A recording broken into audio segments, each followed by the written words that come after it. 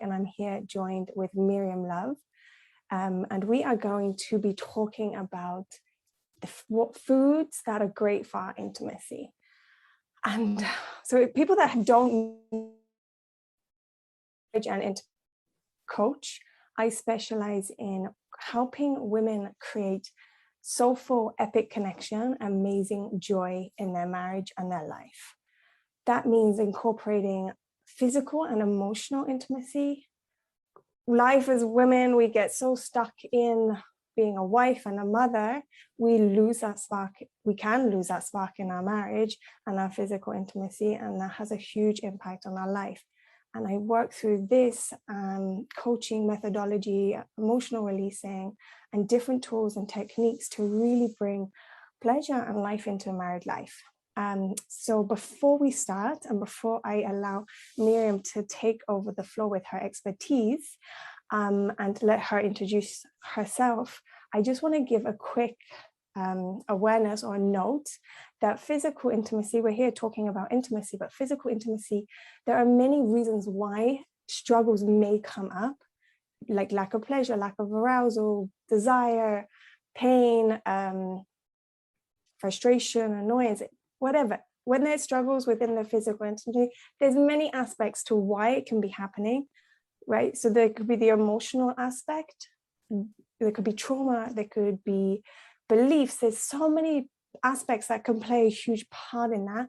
And today we're not saying that only this method is the reason why. We are just talking about the hormonal and the food impact and how that has, what that has on our body, and focusing on from that aspect. But there's so many reasons at play why the libido, the desire, the pain, the pleasure, or the lacking on the any issues in that area, why it might not be working right now. I know that my technique is really focusing on the physical pleasure, the trauma, and the emotional, why emotional lacking in space outside of the physical bedroom plays a huge part on that. But today I brought Miriam here because the hormones are such an important part on our life as women, pregnancy, birth, menopause, just in general. And my passion is to spread awareness in how we as women can take control and take positive actions and empower ourselves to be happy and to fulfill the potential of ourselves in every aspect. And I just want people to know, because I believe, and I see it myself, that we put ourselves on the back burner so many times. And we just, yeah, I'll get to it. Even though we know that something's not right, I'll get to it after everyone else is okay, after everyone else is okay. But that in itself has a tremendous impact on ourselves and our lives and our marriage and our children. So the more I can spread awareness of, hey guys, wake up, you're so important, and look what's going on and how you can take positive actions in yourself. So that's why I'm bringing Miriam Love here today. And on that note, I'm going to hand it over to Miriam, and she is going to tell you how she got into what she's doing and what is it that she's really doing. So thank you, first of all, Miriam, for coming here today. Yeah, I'm so honored. Thank you for having me, Leah. I really resonated also with what you were talking about, how you really were talking about how when we have different intimacy issues, it could really come from a number of different things. And really, I'm here specifically to talk about one little niche in that, which is my expertise, which is really the whole sense of nutrition and our hormones. So I'm a holistic nutrition practitioner and coach, and I specialize in women's hormonal health.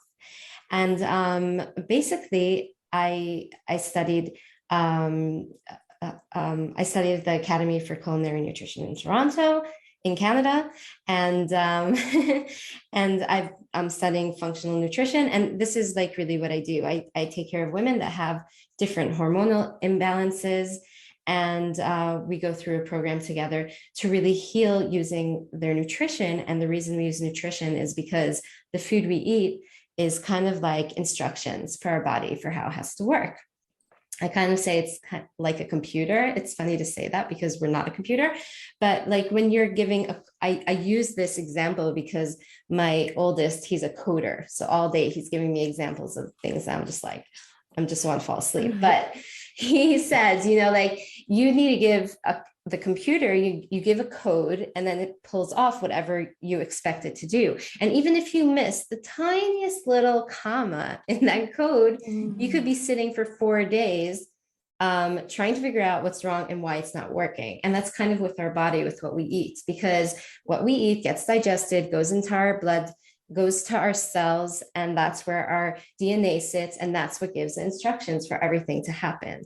So anytime that we have a hormonal imbalance, anytime that we have an autoimmune disease, it's just that. It's that we're not giving the right instructions to our body. And really, what we're talking about today is intimacy. So a lot of times, also from my experience with myself, and also experience with the women that are in my programs, is that a lot of times with dealing with different hormonal issues, they also have intimacy issues. They have low libido. Their mood is just not there. It's like non-existent. And that stems from hormonal imbalance, because hormones are really the ones in charge in what's going on here. And a lot of times we could get so upset with ourselves, disappointed, not understand like what's wrong with us, when really there's nothing wrong with us. There's just something out of whack with our hormones. And the second we fix that, a lot of these issues that we're experiencing will just cease to exist. So that's what we're going to be talking about today. Wow, amazing. I'm so excited to hear your knowledge and to spread this. I think it's such an important part. So I know that every woman, it's funny, I had this client today, and she told me a little bit about what she was doing and how she got into it. And I just was thinking, every woman that has this powerful gift of helping other women has a personal story behind it. I know that I've heard a little bit of yours. So would you like to share how you became so passionate and an expertise in this particular field? Yeah, sure. So I always, when people ask me like, how did I get started? I always think like, well, when should I start? Should I start when I was 9? My story? Should I start when I was like married? Should I start when I was a teenager? Like there's so many different places that led me to this point. But I think like I'll start with a story that really just like, it sticks out the most in my mind. And that was after I already had 3 children. And it wasn't easy to have those 3 children, meaning I had a lot of miscarriages. I was very overweight. Had no energy. My mood, libido was non-existent. I was not in a good place. And nobody could tell me what was happening. So I went from doctor to doctor. They sent me to different tests. And finally, I got to a specialist who told me, okay, you have polycystic ovary syndrome. And basically what he said was, and I quote, "You should be grateful that you have 3 kids," meaning there's no chance that you're going to have any other kids. Just be grateful with what you have. And I remember the feeling of that sentence, kind of like someone just hit my head with a hammer, or like this cloud just came down on me. And I remember just not even knowing what to say to the doctor. And I was just like, what? And I asked him like, okay, so what do I do? And his answer was nothing. And a lot of times doctors, when they find out you have PCOS, they do give you hormonal birth control, because that will give you, even though most women with PCOS, they have problems with their period. Their periods either irregular and non-existent. So they give them synthetic hormones to give them a bleed. And I'm sure we'll talk about that a little more later. But for me, he couldn't even give me that because I had other health issues. So he basically said, there's nothing to do, goodbye. So I remember that like when I left, usually you just leave the doctor's office, you go on with your day. And I remember I just couldn't move. I was sitting in the waiting room.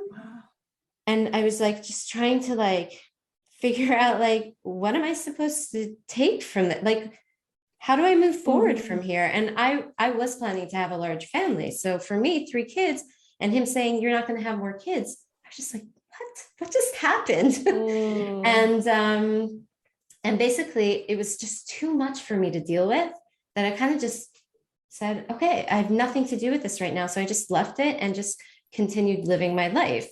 And I could tell you that today, like poo poo, I have 6 kids. So I went on to have another 3, and it did take a while, and there were different things that happened on the way. But that was the first time I actually talked to a doctor that told me there's nothing that you could do about it. And that kind of put me in a place of, at the beginning, of a state of mourning. Like I was just mourning who I was, the body I got stuck with, the fact that I'm not going to have kids anymore. Like that was where I was. And that brought me to like a really low place. And then at a certain point, I think like sometimes in your life, when you hit rock bottom, there's nowhere to go but up from there. And then I said, you know what? No, I'm not willing to take what this doctor says and just say, this is it. He said that, that's what's going to be. And I did start doing research, and I started following people in the nutrition world. And slowly, something sparked. And then eventually I had all these other different health scares. Like when I did get pregnant, I had gestational diabetes. And then from there afterwards, I had pre-diabetes. And the worst part, the part that just like said, that is it, I have to make a huge, massive change, was that I had a growth on my intestines. And that happened when I was pregnant with number 5. And it came out like I didn't feel anything, nothing was wrong, but I kind of found myself when my husband was up in the army in the north of the country and I live in the south. So I was just like, putting laundry away one day with the kids, and out of nowhere, I dropped to the floor, started vomiting, and it just wouldn't stop. And I couldn't even call for help because like the reflux of vomiting, even though there was nothing left, just kept happening and wouldn't stop. And then I think it was like after 20 minutes, one of my kids came in looking for me and saw me like that. So they called the neighbor. The neighbor called the nurse. They started putting in, liquids. And then they just took me to the hospital, and took a long time till they found out that that's what was happening. And I was on heavy medication just to stop that reflux of the vomiting. And also with that, because I was pregnant, they couldn't really do anything, which was in a way a blessing in disguise, because I was able to, instead of going through different procedures and different things immediately, they just had me on bed rest, watching me. I was in the hospital, and I was able to make a decision for myself that this is it. Like I have to make a change. And that's when I really started doing that. And I decided to go and learn nutrition. So that's when I did that. And what happened is that in the end, I was able to completely heal myself with the way I changed what I was eating. I'm no longer suffer from PCOS, no longer have pre-diabetes. Of course, my growth completely disappeared on its own. And what I realized when I started working with women is that most of the women that were coming to me were dealing with the same type of issues, all these different hormonal issues. So I started digging into that, and I continued studying from, really all the best in the world around this. And that has been my passion to really, and I think like what really pushed me towards this is that when I was dealing with all these things, I think like I felt like it was taboo. Like it was things I wasn't able to talk about with anybody. Nobody knew I was going through it. It was like, you don't talk about things like that. At least that's how I felt. And I felt so alone. I felt like I was the only one going through all these different things. After a while, I realized, oh my God, every single person is dealing with crazy things. But when you're in that place, you feel so alone. And I realized that for me, like the most important thing for me is that no one should feel alone anymore. And that's why for me, like my biggest mission is just like you said, just getting this information out there, because I know that once you have information, you could make decisions from really just a place of knowledge, and it's just so different when you could really understand your body, kind of like create this this way that your body, that you listen to your body, that you know what it wants, it's like a whole new relationship of what happens with your body. And another thing that I realized throughout this journey was that most women have tried so many things in the past, have tried to change the way they eat in the past, but have failed, which I could say that I don't think I could count on all my fingers that the amount of times that I tried changing my nutrition since I'm 9 years old, and and how many times I failed. So I realized that I really need to find a way for it to be sustainable, a way for it to be delicious, because if I don't enjoy what I'm eating, then it's just not going to stick. And that's like one of the big things that are important for me in the work that I do. Wow. Thank you so much for sharing that story. It's so powerful. And I feel now I knew a bit of that, but really knowing it, I feel so honored to have you here and to be sharing your wisdom that is really life-changing. Like I have that in my work as well. Like, but to just hear someone else how deep it is and how transformative it is, it's so empowering. And it sounds painful, like just having that doctor say those words to you, and in those really vulnerable situations, there's no way out. Like you said, you're able to create something so tremendous that's going to help many, many, many women. I remember I was diagnosed with endometriosis, and the doctor turned to me and said, I was like 20, maybe 24. And he turned around to me and said, the only way to cure this is to have children. So you better have children. And I was like, what? Like, you're telling me I'm going to get infertile, and if I don't have children now, that's it. I'm never going to have children. And like, I wasn't I wasn't married. I wasn't in the position to have children. So I'm like, what are you talking about? So he kind of just like put the close on that for me. And again, I got to the point that at that moment in time was my femininity journey was led me to where I am now. But for me, I didn't have that awareness. He didn't tell me anything. He didn't tell me like you're eating. I knew I had eating. Like I knew that what I was eating is affecting my body because I was in chronic pain. So I didn't even have the understanding at that age of hormones. But what I had understanding was the emotions, and the emotions that was actually, for me, the way I interpreted it, I was suppressing so many emotions in my body, and therefore it was sitting in that area. And that's what created that. I could see that very clearly. So for my journey, it was changing my diet, but not seeing the hormones. So I'm so excited to see the hormone aspect of how this impacts us, every aspect of a woman's life, because we go through so much. So thank you. I'm so excited. So tell me, what does intimacy have to do with hormones? You kind of touched on it, but a little bit, but would you like to expand a little bit more on that?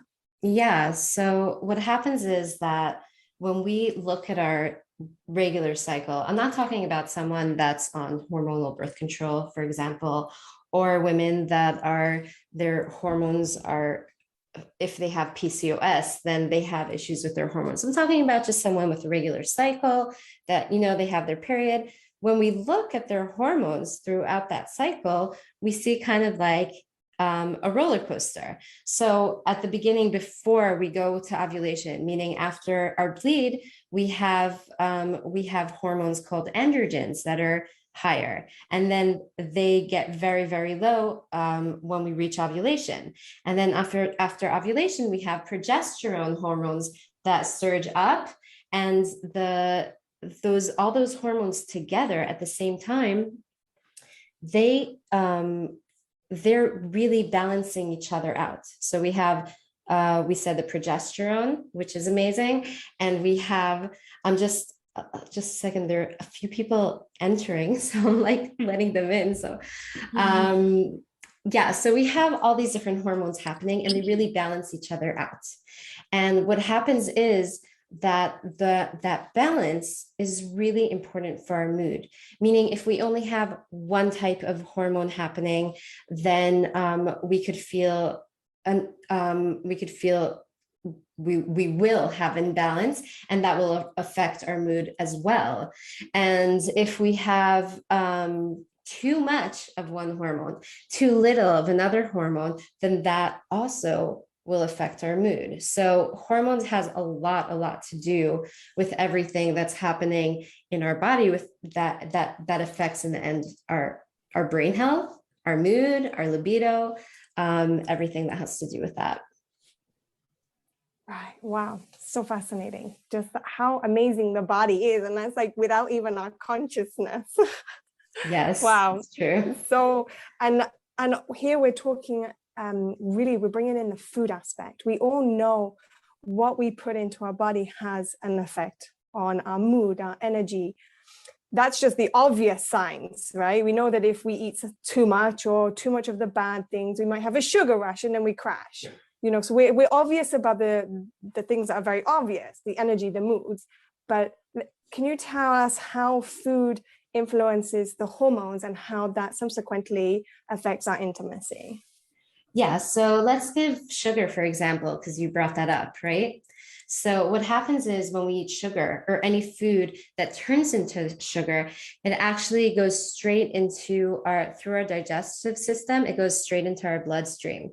And what happens is that when it hits our bloodstream and a lot of sugar all at once, because it doesn't really get digested, then our body secretes the first hormone of what I call, it's like a waterfall of hormones, meaning one hormone causes another hormone to secrete and another hormone. So the first one is insulin. And insulin, what it does is it acts as a magnet and a key. So it kind of like attaches itself to the sugar in the blood. That's the magnet part.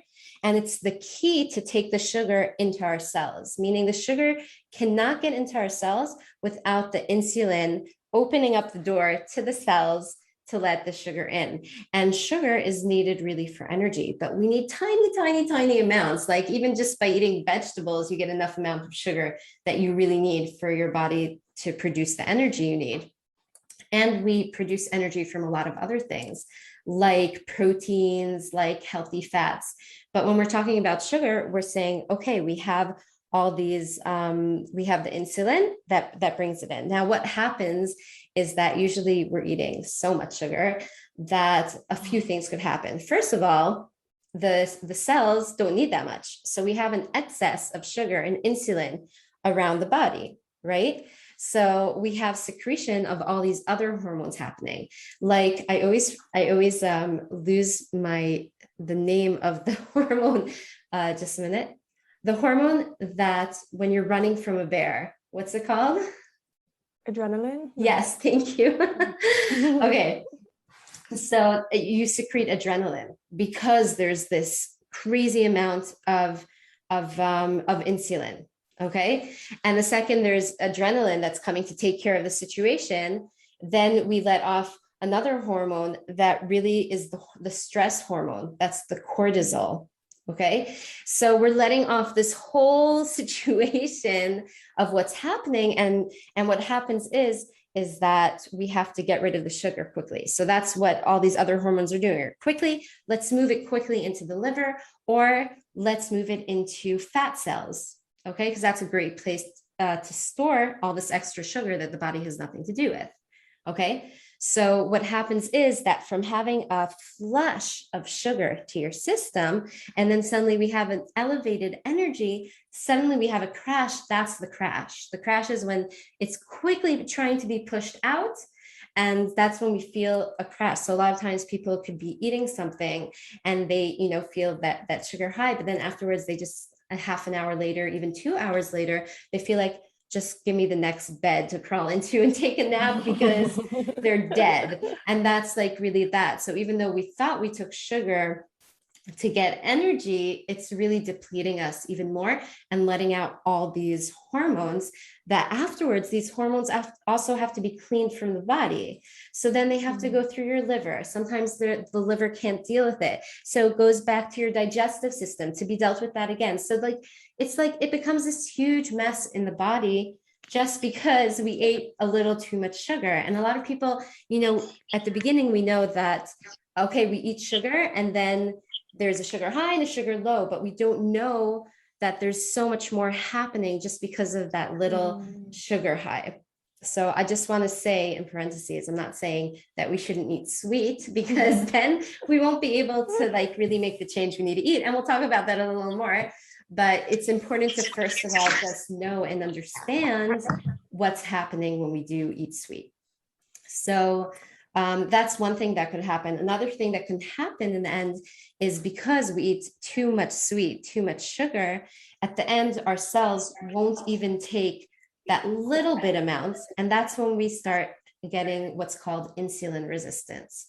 And that really means our cells are saying, nope, I had enough sugar from you.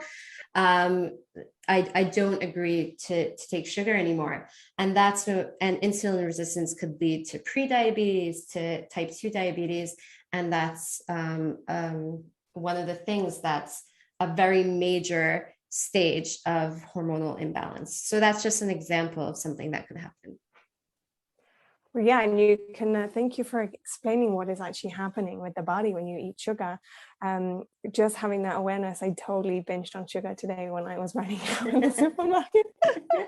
I'm just like, oh my gosh, that means, and I just reflecting, I saw the rise and then I saw the peak, but it wasn't just a peak for me. It was like this agitatedness, like, oh, leave me alone. And if you take that like energy rise and then that fall, and it's not just a fall, but it's like ugh, yucky feeling that you're not so comfortable with and you don't know how to deal with yourself, you can just imagine how that can affect intimacy. Not just going into the bedroom, like all of a sudden you have a rise and you're like wanting to be, and then the next thing you just want to go to sleep, like don't touch me, but also that the emotion and moods that you're in kind of like obviously has that effect on intimacy. If you're kind of agitated, you're gonna potentially see things more negatively, or things that wouldn't bother you are now bothering you, and obviously that's going to affect your intimacy at some point. Right. So it's and very also, interesting to see that. yeah, also like what you were saying, how that you just did that today. So I like it's really important to like say this, that it's important to know how to eat sweet when we do want sweet, in a way that not only will it not raise our blood sugar, but also we'll be able to eat it, enjoy it, and not get to a point where it's addictive. Because a lot of times after we have that sugar rush, we're looking for it again. And it's important to understand like where that stems from. So a lot of times the need for sugar is because, for example, we're running around like crazy and we don't have a second to eat anything. So we're so dead. We just need a fix of something. And that's basically our body telling us, I am not nourished, I am starving, and I don't have enough fuel to get you through the day without you falling flat on your face. And that's why the first thing we do is we grab sugar, just to give us that energy spike to continue kind of dragging through the day. So the first thing that I say is like the most important thing is just nourishing our body. So it's just eating whole, real foods full of vitamins and minerals and nutrients, and just giving back to everything our body needs. And the second we just do that, and like the most basic level, then we don't feel the need for sugar as much. And I know it's hard to believe, because I used to hear that from people and I'd be like, yeah, right. Because I was a sugar addict. And I am like, okay, right. But it's amazing that it's true. And part of my transformation, when I was really able to make the transformation, was that I said, first of all, I'm just nourishing my body. I'm just going to eat really good foods, and I'm not even going to look at my plate. And literally, if this was my plate, I had a pile of that much food every time I ate. Like I ate ridiculous amounts, but I said, I don't care, because I'm just giving myself, like I ate good protein, I ate whole grains, I ate a ton of vegetables. And I just said, this is the first stage. I'm nourishing my body. And I think only like 3 months later, I remember I was at some event and I was filling up some food on my plate. And when I looked at my plate, I said, oh my gosh, like the amounts I put on are like normal. If we could say that something's normal, right? So, and I said, when did that happen? And suddenly I realized that I wasn't fighting with my body to make the change.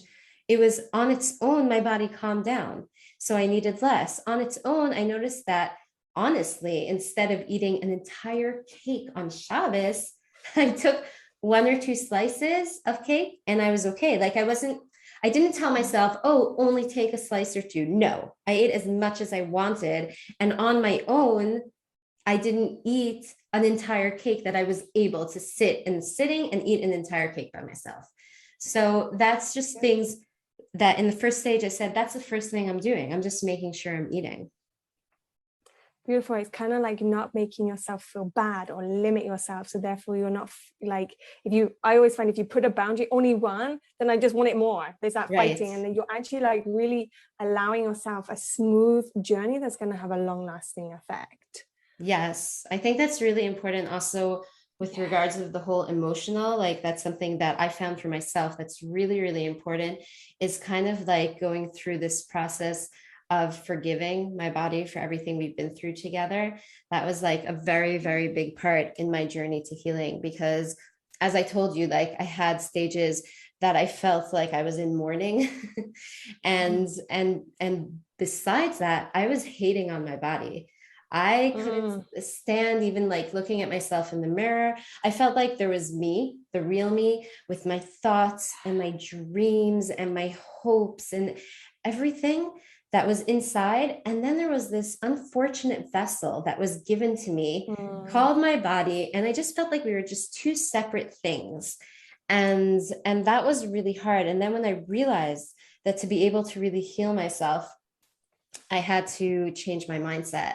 I had to be forgiving. I had to kind of embrace what we've been through together.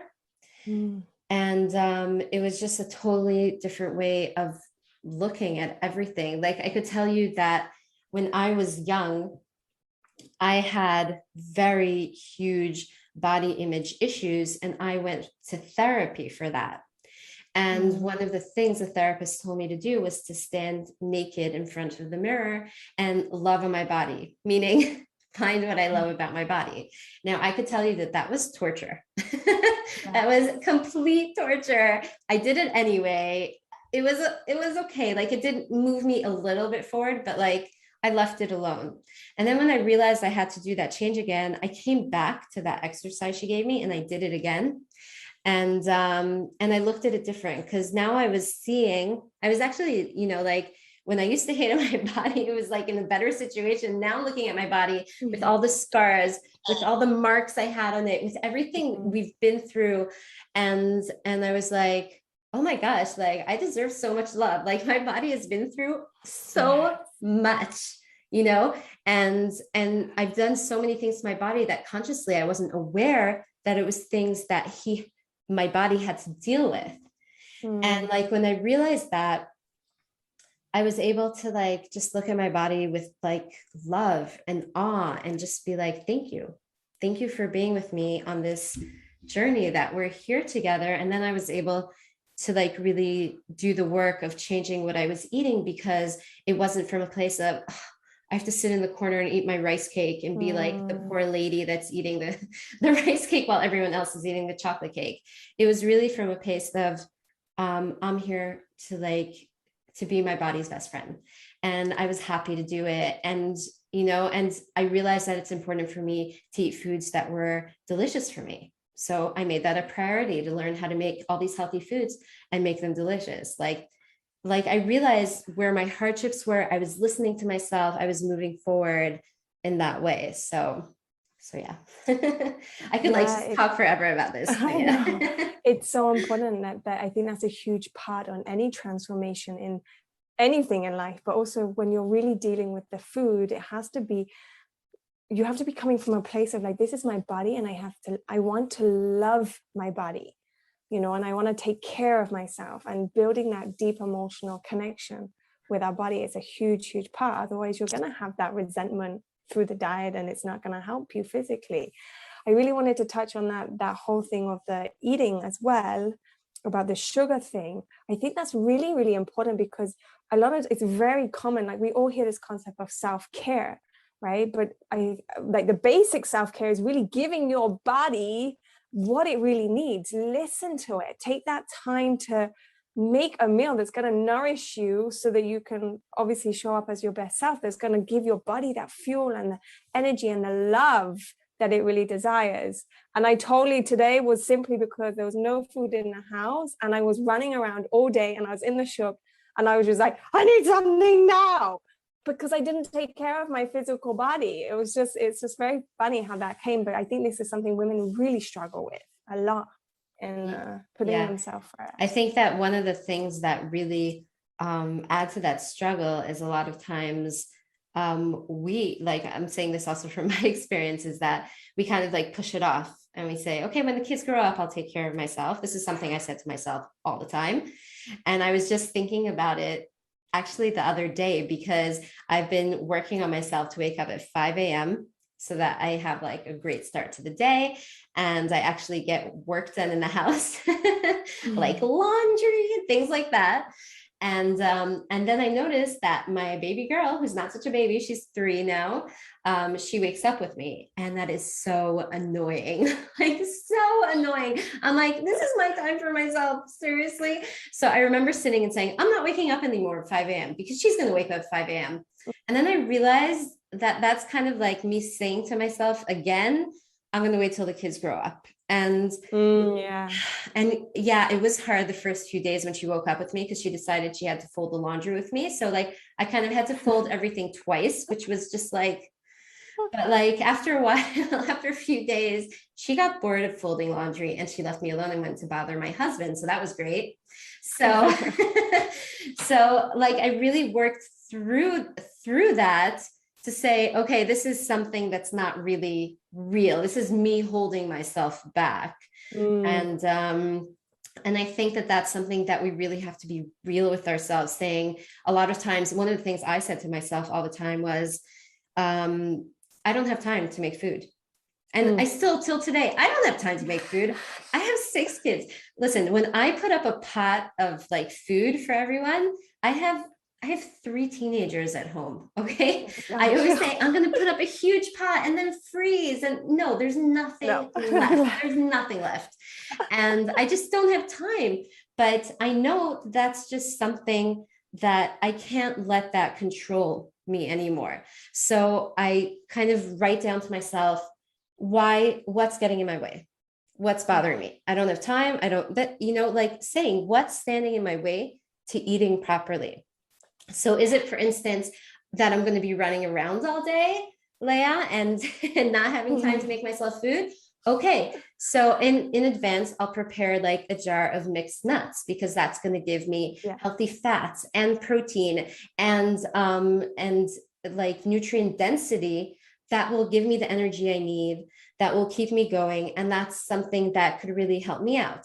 Is it that I need to get in more vegetables? So maybe if I wash all my lettuce when I buy it, put it in ready, I won't be like thinking 100 times if I should cut the salad now, because I also have to wash the lettuce. I'll just cut it because it's ready. And I could say to myself, I'll just buy frozen vegetables, which this is something I did like after giving birth, because I didn't have time to cut myself salads. So I used to literally, it's a little embarrassing, but I used to literally take out a bag of frozen veggies in the morning, put it on the counter, and I used to eat it like that. I didn't even warm it up. Like I was out of it. But like it's finding like little things and saying it's okay not to be perfect. And that's like something I have like that I wrote to myself hanging on the door here. I wrote, don't let perfect get in the way of good. Because a lot of times we do that. We want everything to like be exact. And I'm so like that. Like if everything's not perfect, if I can't make beautiful meals, if I can't, then that gets in the way of just doing good work. So that's something like really important, I think, to keep in mind. Definitely. Just want to make a declaration. Okay. I never run to the sugar. It was simply today. We all have those days. We all have those days. I tell you why, because I've been avoiding shopping for a week, and I had literally gone through the last night's meal was everything from the leftover freezer. Everyone like random. So to the point, after teaching all morning, I was like, I have to go shopping. Like I can't, there's nothing to eat. There was one apple. So I had an apple. So it was just a very funny situation. And it's just funny how we're coming up with it, that I saw that that the increase in the fluctuation and how my mood shifted in that. And yes. So let's go back to the questions. We have so many questions that we want to fill in. So how do we go about stabilizing our hormones? Okay, so basically we want to, like, the first stage of really healing is, as you said, stabilizing our blood sugar. Like that's the base. There are a lot of other things that we should be doing, but that's just the basics. So for that, we want to make sure that every meal that we're eating consists of 3 things. One is protein, the second is healthy fats, and the third is fiber, dietary fiber. So for instance, dietary fiber is vegetables, especially leafy greens. Okay, so this fiber really helps not only to lower blood sugar levels, but it helps to clean out the digestive system of anything that's lurking around there. So even if it's free radicals, it hangs onto it, it just takes it out. And it makes sure that our digestive system is working properly, which is really, really important for our hormonal health as well. The second I said was protein. So protein also gives us energy and also helps lower blood sugar levels. And the third thing is healthy fats, which also gives us energy that doesn't make us go like that all day with our energy levels, and it lowers blood sugar levels. So these three things at every meal will make sure that even if you're having with your meal like potatoes or rice, which could potentially be more sugary and spike your blood sugar levels, if you're eating them with like an abundance of vegetables, with good protein, with healthy fats, then you know that you're going to be stabilized during your meal. So that's one thing, like the most basic thing when we're stabilizing blood sugar levels. And there are three main things that we want to do when healing our body if we have a hormonal imbalance. So that would be, the first thing would be, we talked about this, is to nourish our body.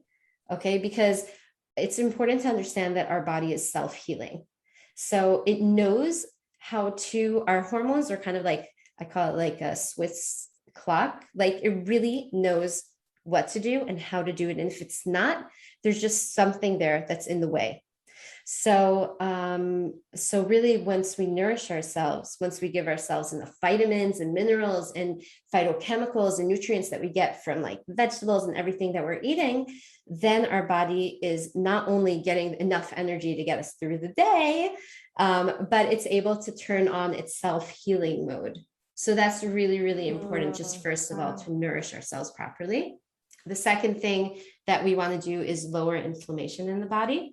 And the third thing is to heal our microbiome, which is really our digestive system and the whole intricate work there that's going on with all the probiotics, I call them, which are like, we have all these bacteria happening inside our microbiome, inside our digestive system, which are super important for our hormonal health as well. Wow. That's just like nice. It's good to have that scope of just like making it sounds like just having a good balance is the first one, having a good balance of what you're eating. Right. That's going to help. And then the other one is nourishing your body. Right. Which is powerful. Thank you. And you've mentioned this before. And I know for myself, we're going to talk about hormone-free contraceptives. Now, I remember being put on contraceptives at the age of like my menstruation, like maybe younger than 13, but just because of like menstrual crazy PMS. I had started very, very early and it was crazy. And I was on it basically until I became very aware of that actually this is actually affecting my mood like crazy. Like I was like a crazy person. And so I think because I think it's the first go-to is hormone contraceptives. I think like a lot of people don't have that understanding of what the impact is and that there is another option. So what is your take on this? Yeah, I'm really glad you brought this up, because a lot of times we could be doing all the nutrition work properly, but if we are taking hormonal contraceptives, it's important to understand what they're doing to our body. It's important to understand also what our options are.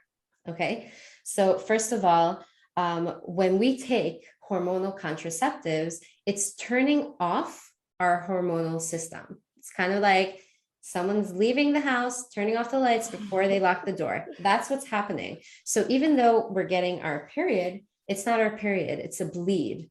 Okay, it's hormones that make sure that we get a bleed so that our uterus lining, which is getting thicker all the time, will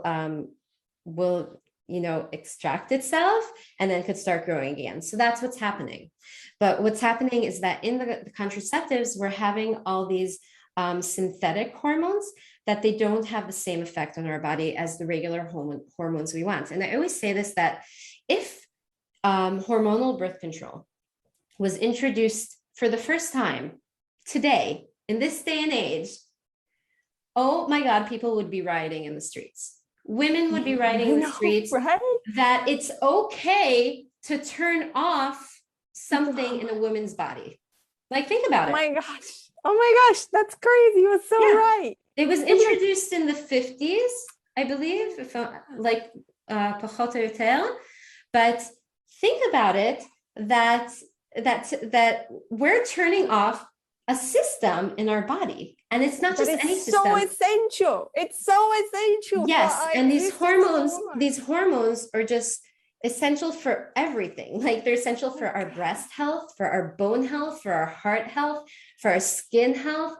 They're essential for fertility. So many women coming off hormonal contraceptives have so many issues. Like, that's what I do. Women that come off contraceptives, a lot of times they come to me saying, help.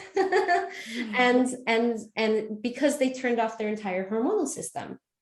And the synthetic hormones don't do the same job. They don't protect our heart health.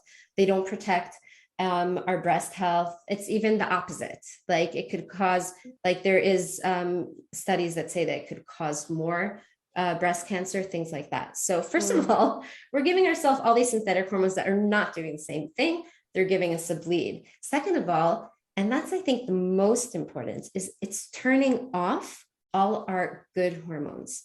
These hormones are important for our mood. So you could be eating healthy, you could be eating amazing and doing all the work, but if you're still taking hormonal birth control, you're pumping in all these hormones that are just making you depressed, making your libido non-existent, making your mood low or fluctuating moods. So this is things that you're like fighting against the wall. Like, there's nothing that you could do about it as long as you're taking these hormones. And it's just really one of the saddest things in my mind, not only that it still exists today, but that, as you said, you got it when you were so young. That's just mind-boggling, because I know they're young girls, when they get their period, it's just starting to learn itself, the hormonal system. So it's normal to have PMS when you first get your period. There are ways to lower it with nutrition and, things like that. And there are ways to deal with it much better.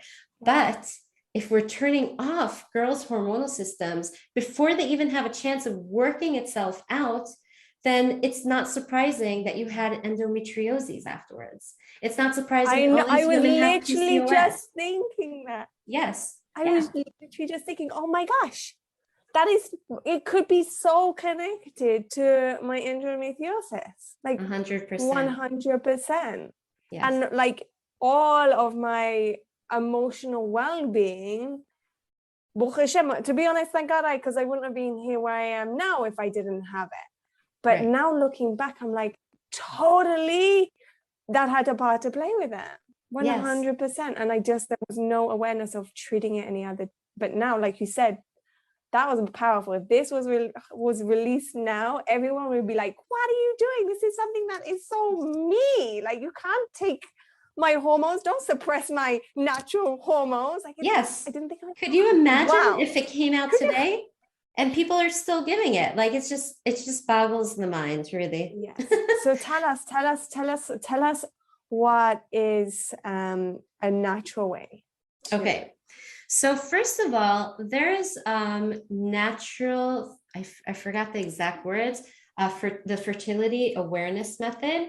I know that halachically it could be problematic, but first of all, once you learn that, you learn what's happening with your cycle. You know when you're ovulating, you know when you're before ovulation, you know what's going on when you have progesterone. And what's amazing is that it's not only knowing where you are in your cycle exactly, but there's also a lot of energy that goes into each step of your cycle. So a lot of times before, for example, right before we're getting our period, we feel hungrier. We're eating a lot of chocolate. We're looking for all these like a lot of heavier things to eat, and we get upset at ourselves. But if we realize that that's so normal, our body needs that, then we'll be able to find it in other things, like more root vegetables, like a lot of sweet potatoes and butternut and things like that. And that way we'll be able to get through that. And also chocolate is great, as long as it's like 80% chocolate, some like really good cacao, because it's giving us that magnesium that we need heading up towards getting our period. So once you're aware of every stage you're in, you know also that you have certain energy levels. I think it's like also emotional energies happening, and that it's okay, and to embrace the differences in that time. So like when you're in your period, you're kind of like in with yourself, very like it's time for thoughts, for being alone a little bit. And then like after your period, you're like, let's go party, and you just want to like see all your friends and hang out, and that's normal, and that's like okay. So once you like know that, then you know also where your energies are. So that's one thing. With that, there are a lot of different options today, but one of the things I've seen that people mostly like using best is using a diaphragm and spermicide with the diaphragm. So that's just something you put in, you take out, and you don't have to put in anything, any harmful anything. And another option, for example, is the copper IUD. So someone that doesn't want to have to think about it at all could put in the copper IUD and know that they're not getting any synthetic hormones going on, and they still have their great hormones happening. Yeah, beautiful. Thank you for sharing that. And I also, a while back, I learned that whole concept of like, I don't know who talks about it very deeply, but each stage of your cycle, there's a different energy, and like, it's like the hibernation, and then there's a creative spark. Right. And right. I think we just get used to being like, okay, this is my body, and you just go through life. But it's actually an opportunity to get to know your body so deeply, what is happening, and actually use it for like the benefit and embrace it in such a empowering way, rather than kind of get lost and sucked away of just going through and seeing it as like a pain or a limitation. But you can actually really embrace it, which is so powerful. Yes. So, so what are some of the food, we've kind of mentioned, so you kind of mentioned so we mentioned sugar, so one of the food that can get in the way of our hormonal health. Is there anything that we haven't touched on that you would like to share in terms of? Yeah, so there are 3 main foods that cause inflammation in the body.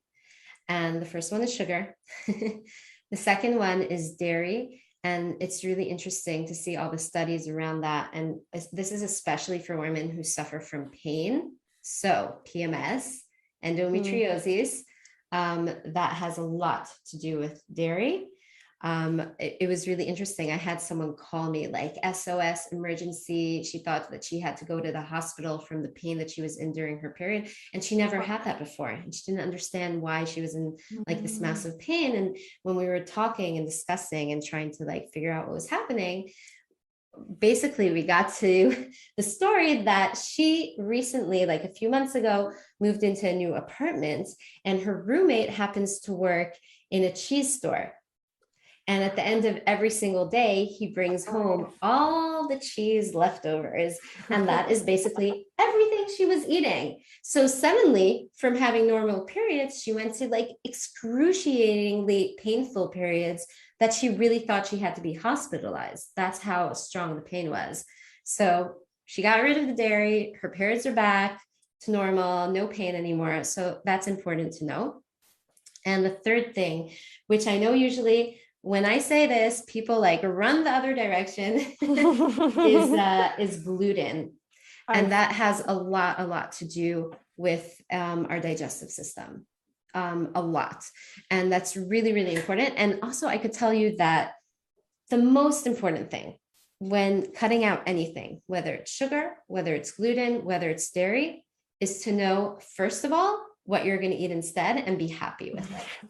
So like in the past, I knew that I had to cut out all different things, and I would. And of course, that lasted a week or two, or even a few months, but it's not something that was sustainable because I was starving. I was starving myself. I knew I wasn't allowed it, but I didn't know what to eat instead. So I just didn't eat, or I wasn't full enough with what I was trying to somehow eat. So that's why I always say, like, it's important to know that these are the things, but first learn what you should be eating instead before saying I'm getting rid of these things. And I'll tell you at the end, I made you a free guide that has some really great recipes in it that you could start to get you started. Exciting. This is a big eye opener, because just want to share again is that now I remember what I did after I had endometriosis. My life changed, but now I look back, I'm like, wow, my diet changed as well, just based on like I was going into more of like a yogic community. So then therefore you don't really eat much gluten, and you definitely don't eat dairy, you don't eat meat. And it was really eating this balanced nutrition of, a little bit of rice and vegetables. And I just see now, like, yeah, totally. Like, and then that also my PMSs and everything, and with all of this feminine body aspect completely changed. I'm like, wow, that's amazing how like that makes sense. Why? That's you amazing. See, I was just kind of like, yeah, just looking back. So it's really it's really amazing to see how that played a huge part in it. And then I never thought about that was part of the whole healing process. Wow. So thank you. I'm just having like my own little epiphanies in my own life. That's amazing. That's amazing. Wow. So how do we regain? So let's say, so can you just quickly point out, so what would be the signs that we have an imbalance hormones going on right now? Okay, so there could be a number of different signs. The basic signs are, first of all, energy fluctuations, as we talked about. So if you're like kind of riding an energy roller coaster all day, you have your highs, you have your lows throughout the day, because that's not normal. I know that for years I lived thinking that's just normal, that every couple of hours you want to go to sleep, but no, it's not. So that's the first thing that could point out that there's something wrong. Of course, that you could just see it by taking blood tests to check your blood sugar levels. And also it has to do with your mood. Are you moody? Does your mood fluctuate? Are you even moodier before your periods? Like all the PMS signs, that shows a hormonal imbalance. Nobody needs to live with PMS. Nobody needs to live with pain. Nobody needs to live with mood imbalances. That's not something that we have to say, oh, that's just what I have. No, it's something that the body could heal itself. It could fix itself. And I know a lot of times that we think, oh, but my body is different and it can't do that. And like, I felt that a lot because I never, ever, ever had a regular period, like ever. Ever since I got my period, it was always irregular. I got it once every 3 months, once every 6 months, once every year. Like it was always fluctuating, and it was crazy painful. I was hemorrhaging when I was bleeding. It was just horrific. And when I started my healing process, it was very hard for me to keep in mind my body knows how to heal, because I wasn't exactly sure, because I never had a period. But I could tell you that I have a period, it is regular. And it's funny because every time I have my period, I like do like a little happy dance, and like, who does that? I do that because I'm just so excited, like each and every time, to say, oh my God, my body knows how to function. It knew how to heal itself. It healed itself. And this is just something that the body does. This is where the body is supposed to be. It's supposed to have this balance. So that's another thing. Another thing to see if we have some hormonal imbalance is everything that has to do with your period. So do you have pain? Like more than just like a little discomfort? Do you have pain towards your period or the first few days? Do you have heavy bleeding? Do you have non-existent bleeding? Do you have very, very light bleeding? Do you have problems ovulating? All of these things that have to do with our period. Our period is kind of like our report card for our health. So it really tells us what state our body is in. on a hormonal aspect. So that's like one of the biggest. Wow. And you can just imagine like having those mood, I just like taking this and like, how am I seeing it in like my clients' world also, like when you're constantly having moods, you're irritated, or even if you're not feeling good about your body and the food are not empowering you and they're not giving you energy, you can't necessarily function from a positive mindset and like a healthy mindset. We're definitely I know, like even reflecting myself on those bad days when my hormones were like crazy and I wasn't eating right and taking care of myself, I was very highly strung, I was frustrated, and like that in a marriage can really like create a lot of separation. And whenever there's that frustration and not seeing the husband in a good way and not seeing yourself in a good way, it goes into the bedroom. Whatever the dynamic is outside of the bedroom is going to be affected inside of the bedroom. So if we're struggling to kind of communicate the right way and stuff like that, then it's going to be, especially for us women, being that place where we actually have to open vulnerably and say like, hey, I'm a vessel and I'm actually going to receive you, because we actually have to physically receive the penis and the whole semen. That's the mechabellum spiel role here. But if we are so fluctuating in moods and frustration and happiness and annoyance and depression, I know depression was also something that I experienced, that just carries on. It doesn't create that safety and the connection with our husband. So it's a huge thing. It's huge. Yeah, for sure. For sure. So how can we regain balance? Okay, so we talked about when we eat, right? The first thing that we said, I think we actually touched on this because we talked about, we talked about the proteins, the healthy fats, and the fiber. We talked about how we want to nourish our body, how we want to lower inflammation, and finally heal our digestive system, really build up our microbiome. Those are like the things that we want to be focusing on to heal our hormones. Beautiful. And are there any specific foods that can help us elevate our libido? I know that I was so happy when I found out dark chocolate was very good. Yes, it is actually. I did that. I was like, yes, bring me the chocolate. I love dark chocolate, so it's fine. Yes, there are actually, like, I have a nice list here. I wrote it down so I wouldn't forget, of a lot of different foods that could really help with our libido and sex drive. So one of the highest ones is pomegranate, which is exactly the season now. So that's a really great one, pomegranate. Can I just add that's like, like we see that as like, what is it? There's a bracha, like it's like I think it's on Rosh Hashanah, you see your seeds and multiply. Oh, yes. And like the abundance of seeds. And so you can see how like it can be it's connected. Wow. Yes, that's amazing. Another one, which actually goes really well with what you just said, is avocado. Avocado, they say it looks like a pregnant woman. Yes. So, wow. Yeah. Interesting. Let's see what else is there.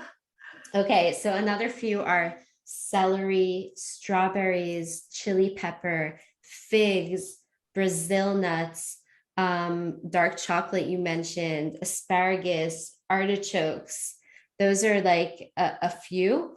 Now, for men specifically, watermelon. For women specifically, bananas. And I even have one for women that are on antidepressants that could help them, which is saffron, the spice saffron. And another thing is collagen-rich foods. That's good for men and women as well. So that would be making like a bone broth where you cook the bones a long time, and then you get the goodness of the collagen into that broth. So you could drink like a cup every day of that broth. Of course, add in a ton of vegetables to make it delicious, but cook it a really long time so that the collagen gets out of the bones.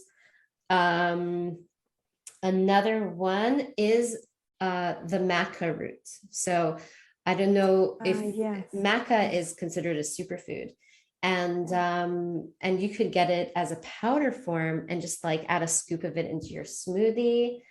And it's really, what's nice about it, it's called an adaptogen.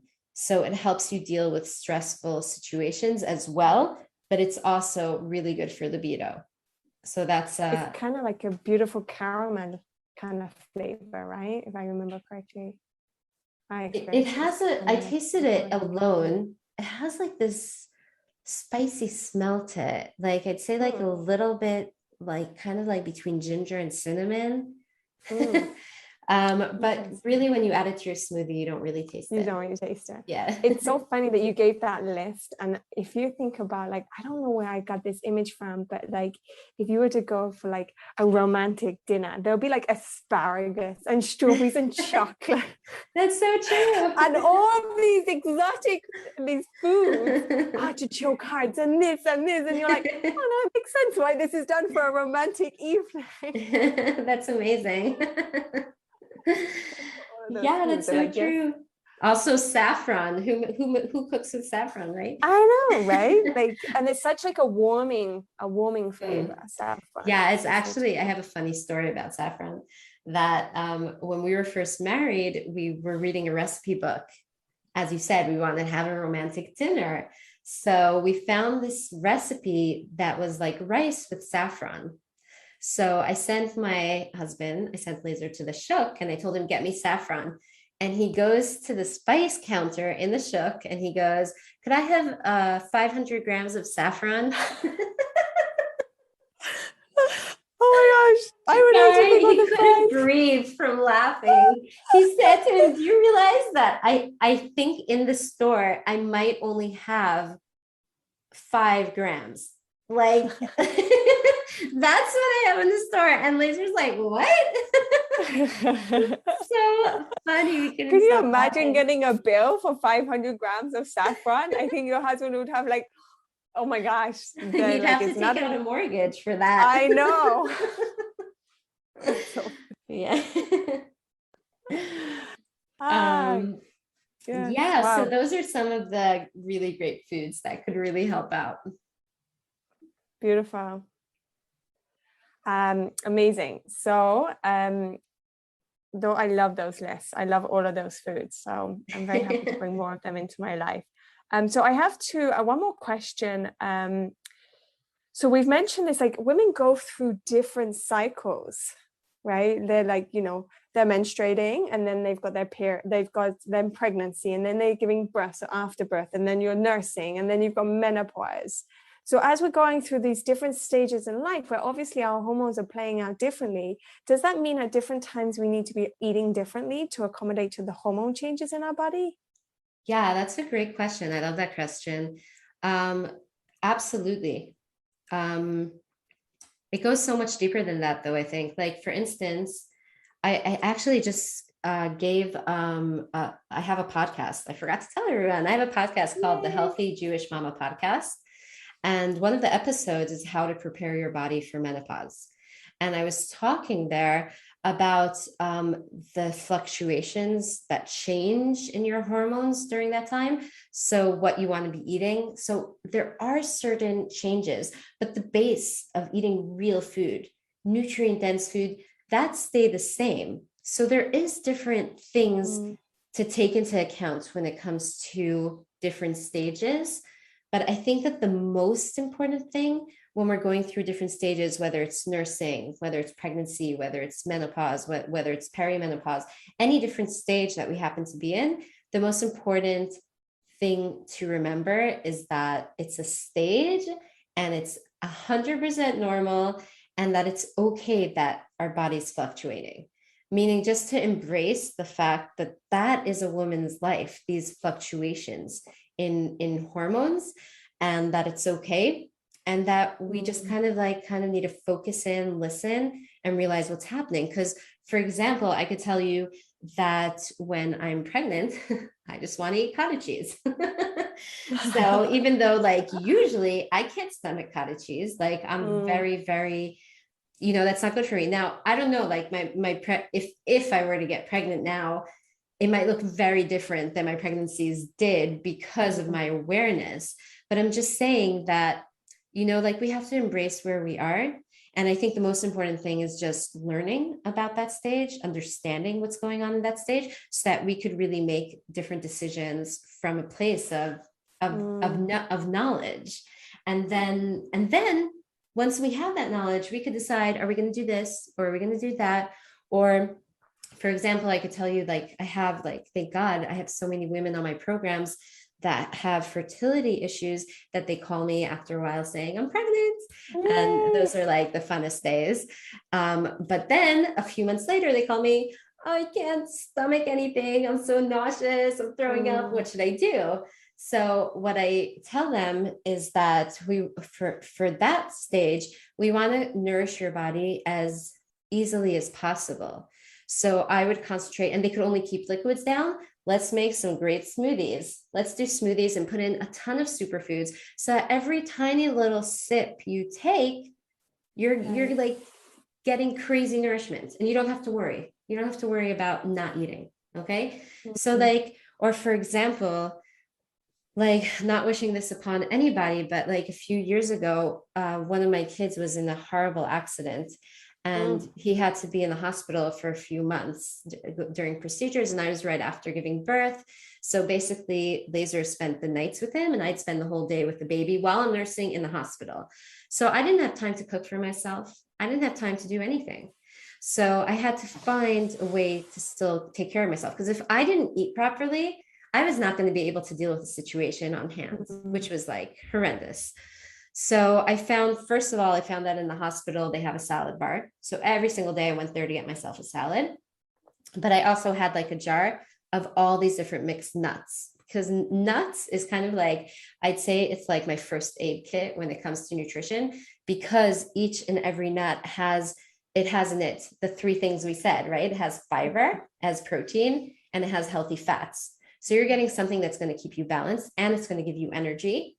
And each and every nut has different nutrients going in it. So like different vitamins, different minerals, so that you're getting a punch, you're getting something that will help you keep going. So it's not ideal to always eat that, but that's what really just saved me in that situation. So it's really just saying, okay, where I am, what's going on, what stage I'm in life, understanding what that means, and then from there, making a plan of action that works for you. Wow. Thank you for explaining that. Really, really good. And I'm also hearing that, like, being in touch with yourself is not, and also I think, like, for what I take from that also is, when your body tells us really what it needs, like your thing of like cottage cheese, right? I had the weirdest one with my son, I think, or my daughter. There was like carrots and a bunch of parsley, and I was literally eating raw carrots and nibbling on parsley. That's amazing. No, but I think it's sometimes we get stuck in, oh, it's a craving, I need this, and then we dive into it. But we can also, like, for me, it was having that understanding, your body's needing something. Let's see what the healthier version is. Like, what is that, like, for you, cottage cheese really giving you? It's giving you like fats. Would it be fats or protein? And then you can find the health. Well, I was kind of like, can you really find something? Yeah, it doesn't give much, but no, right. But we can find something like an alternative that's going to really actually give the body what it's really seeking. Right. So kind of like, in the different example, a lot of times women are looking for chocolate right before their period, but that's because we need magnesium. We need a lot of magnesium before our period. So, but when we go and we eat milk chocolate, it's mostly sugar. There's not really so much of the cacao. So yeah, totally go for the chocolate, but choose the one that's like 80% chocolate, or make something with cacao so that you get that good magnesium that your body's looking for. Yes, so we're all about having the chocolate. Make lots of chocolate, but chocolate, real chocolate. Enjoy real chocolate. Exactly. Okay, so we're coming to the end. So if anybody else has any questions, or is there anything else that you want to add, Miriam? I know you have this amazing gift that you want to give everybody, and I know that you're running some workshops coming up. Could you just tell some people? Oh yeah, for sure. So I'd love to get any questions you may have. So you could put it in the chat, and I'll answer all your questions. I made a guide. It's called the Hormone Fixer Starter Kit. And basically it takes you step by step of what we talked about, really how to heal our bodies hormonally.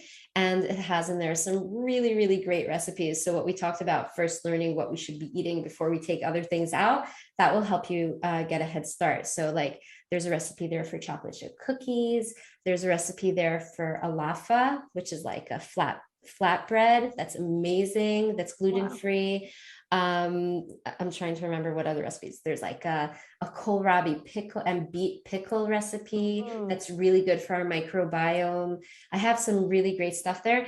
And most important, really, really quick and simple and delicious to make, because I don't have time. So you could head over to lovefood.co.il/period-fixer.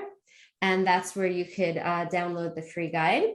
And also, you could totally come and listen to the Healthy Jewish Mama podcast. I am having so much fun on that podcast. Besides me talking a lot, I have all these amazing guests joining me.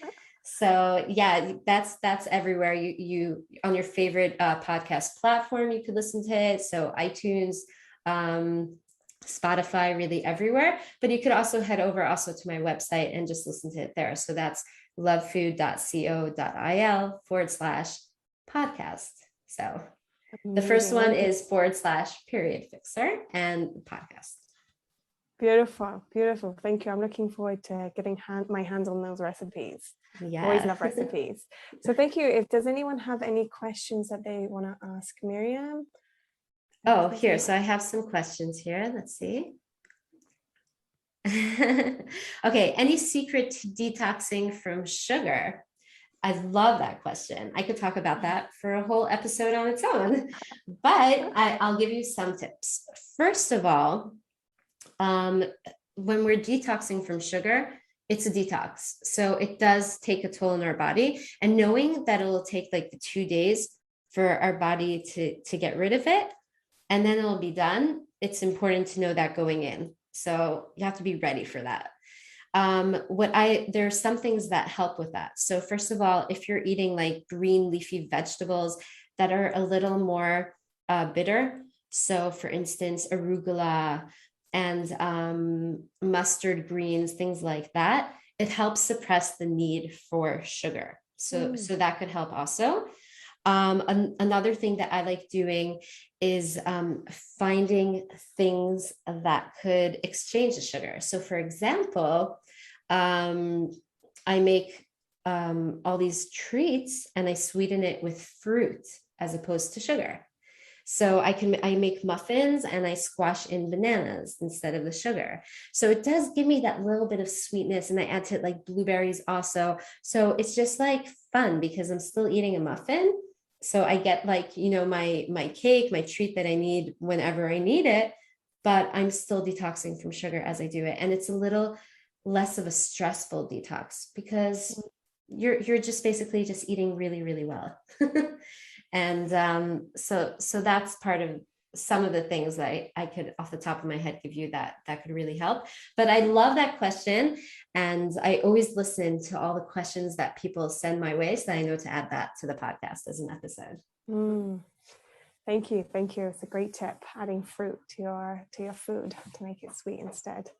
So if there's no more questions, you've told us already where we can find you if we want to reach out. I'm guessing your contact details are on your website also. Yes. If anyone wants to reach out to you for personal questions. So I just want to, from the bottom of my heart, it has been such a fun conversation. It really was. Thank you. I know, it's so much fun. I love hearing the stories and just, it's been great. So I thank you from the bottom of my heart for coming and sharing your wisdom and knowledge, and just being so passionate about this and changing the way that we're connecting to ourselves, the way we're treating ourselves and looking after our body in every aspect. Yeah, thank you so much. My honor. Miriam. Thank you for having me. You're welcome. Take care. Thank you, everybody. And I want to acknowledge anyone who's listening to this call now, or anyone's on the call, for taking this time in the evening to dedicate this for yourself, for your own well-being, your emotional, physical, mental, hormonal well-being. This is the first step of saying, hey, I'm important and I deserve to be the best person looking after every aspect of my life. And that's what you're doing here. So it takes a huge step, because it's very easy to just kind of get sucked away into the evening, into life. So I really acknowledge you from the bottom of my heart, anyone listening now or is on the call, for just being here today and dedicating for you. So thank Agreed. you. Okay, have a beautiful evening, everyone, and sleep well. Get some good sleep and eat some chocolate. Take care. Bye. Bye.